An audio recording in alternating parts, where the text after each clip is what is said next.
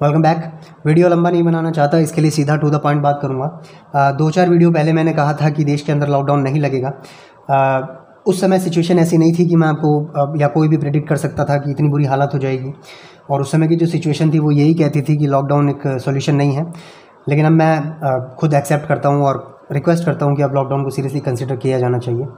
और दूसरी बात जो बहुत इंपॉर्टेंट है मैं आपसे करना चाह रहा था वो ये है कि एक वीडियो आपने देखा होगा यूट्यूब पर, फेसबुक पर, ट्विटर पर चल रहा है डॉक्टर अशोक जैनर का, जो कि यूनाइटेड किंगडम में बैठ के वीडियो कॉन्फ्रेंसिंग के ज़रिए वीडियो में बोल रहे थे। उन्होंने एक बात कही थी कि कैसे कोरोना के मौतों को कम किया जा सकता है।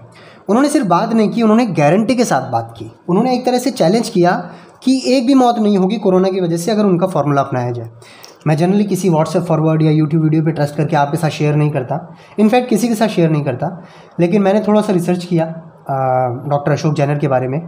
वो वाकई में यूनाइटेड किंगडम की उस कमेटी के मेंबर थे जिन्होंने पेंडेमिक को रिसर्च किया, पेंडेमिक से मिनिमम लॉस हो इसके बारे में मेहनत किया। तो डॉक्टर अशोक जैनर की बातों पर ट्रस्ट करने का काफ़ी रीज़न है। कोई रीज़न नहीं है कि मैं उनकी बातों को झूठ साबित कर दूँ।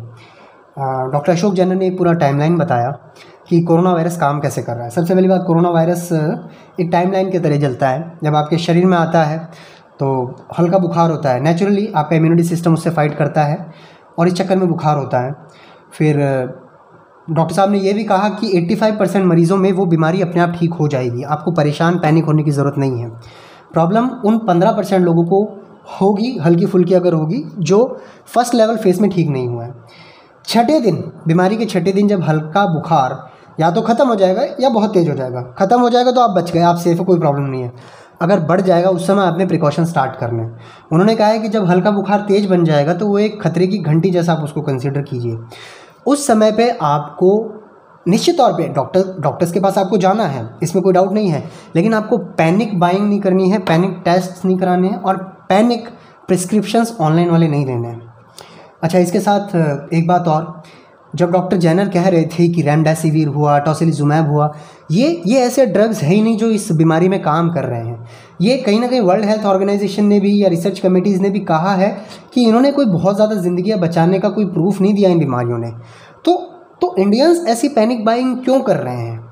इसके पीछे भी एक कारण है। इंडियंस एक पैनिक रेमडेसिविर के लिए, टोसिलिजुमैब के लिए, इसके लिए क्रिएट कर रहे हैं क्योंकि ये बहुत हद तक पॉसिबल है कि सारे डॉक्टर्स भारत के एक कॉपी पेस्ट 15-20 दवाइयों की लिस्ट को ही इधर उधर दे रहे हैं, वही मरीजों को दे रहे हैं।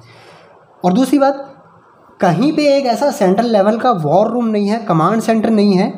जैसा कि रवीश कुमार ने अपने पोस्ट पे लिखा था कि क्या एक ऐसा एक्सपर्ट्स पैनल की कमेटी बनाई गई है देश के अंदर जो देश के दूर दराज के गाँव वाले डॉक्टर्स को इनपुट दे रहा हो या उनसे इनपुट ले रहा हो कि किस प्रकार के मरीज़ को कौन सी दवाई लगी, आप कौन सी दवाई यूज़ कर रहे हैं। हर डॉक्टर अपनी मर्ज़ी से एक तरह से दवाइयों के बाद अपने मरीज़ों को ठीक करने का ट्राई कर रहा है। अब ऐसा तो है नहीं कि वायरस नया है, वायरस 1 साल से है, 1.25 साल से है, काफ़ी समय था, हमें काफ़ी कुछ पता है, जैसा कि डॉक्टर हर्षवर्धन कह रहे थे। तो एक सेंट्रल कमांड सेंटर अभी तक भारत के अंदर क्यों नहीं है जो डॉक्टर्स को फैसिलिटेट करे, डॉक्टर्स को बताए, डॉक्टर से भी इनपुट ले कि किस प्रकार की दवाइयाँ काम कर रही हैं। जब यूके में एक पर्टिकुलर डॉक्टर राय दे रहा है, सजेशन दे रहा है कि ये चीज़ काम कर चुकी है, क्योंकि कोई कारण नहीं है हम उनकी बात ना माने। यूके का जो कर्व है वो फ्लैट हो गया, आप गूगल करके देखिए वहाँ पे कितने नए केसेस आ रहे हैं। मेरे हिसाब से 2,500 से 3,000 केसेस डेली यूके में आ रहे। सेम केस यूनाइटेड स्टेट्स में है। उन डॉक्टरों ने कॉपी पेस्ट पे काम नहीं किया। सेंट्रल कमांड, जैसे यूएस में centre for disease control CDC instructions देता है, इसी तरह NHS है यूके में, national health services, NHS instructions देता है। इंडिया के अंदर एम्स खाली चार्ट्स रिलीज़ कर रहा है, आपको बताया जा रहा है कि ऑक्सीजन है, लेकिन कहीं ना कहीं किसी ने जिम्मेदारी ओन करके एक वॉर रूम अभी तक सेटअप क्यों नहीं किया?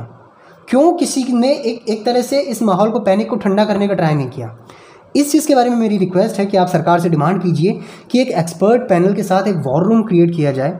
हमारे पास रिसोर्सेज लिमिटेड है, इसमें कोई दो राय नहीं है। कोई नेता मिरेक्युलसली काम नहीं कर सकता।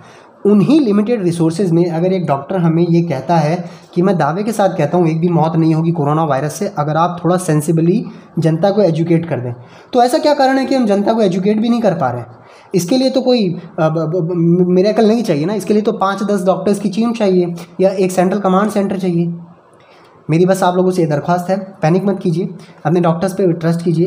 लेकिन इसी के साथ सरकार से भी एक रिक्वेस्ट है, आप इस वीडियो को शेयर कर सकते हैं और इसके सपोर्ट में आप डिमांड भी कीजिए कि एक सेंट्रल वॉर रूम होना चाहिए। और ये डिमांड इसके लिए मत कीजिए क्योंकि मैं कह रहा हूँ, ये डिमांड इसके लिए कीजिए क्योंकि ये एक ऐसी डिमांड है जो कि पूरी तरह से लीगल है, जस्टिफाइड है, और एक ऐसी डिमांड है जो कम्प्लीटली रैशनल है। बाकी मेरी रिक्वेस्ट है, मेरी एक तरह से दुआ है कि हम सब सेफ रहें। Just hope for the best. जय हिंद।